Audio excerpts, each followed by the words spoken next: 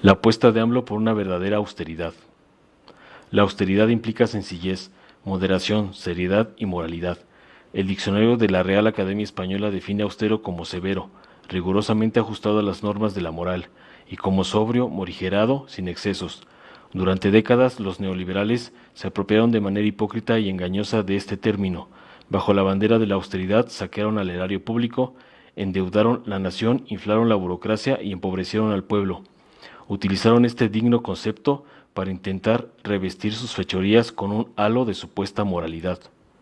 En el camino lograron transformar el sentido mismo de las palabras.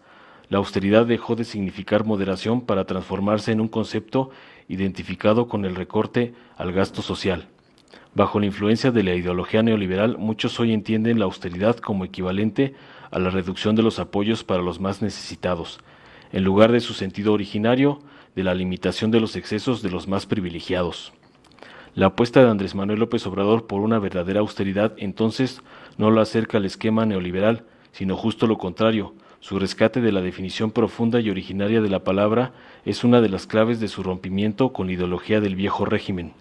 La austeridad de la Cuarta Transformación no es gastar menos, sino más. No es para limitar la acción del Estado, sino para fortalecerlo. No es para ampliarle el ámbito de acción de los poderes privados, sino para ensanchar cada vez más la esfera de lo público, lo colectivo y lo comunitario. No es para recortar los apoyos para los pobres, sino limitar los excesos de los potentados.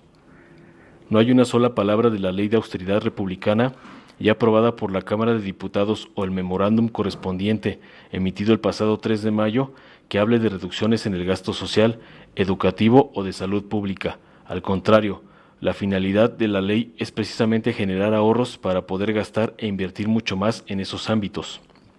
El artículo 4 de la ley señala, sin rodeos, que el propósito de la austeridad republicana es combatir la desigualdad social, la corrupción, la avaricia y el despilfarro de los bienes y recursos nacionales, administrando los recursos con eficiencia, eficacia, economía, transparencia y honradez para satisfacer los objetivos a los que están destinados.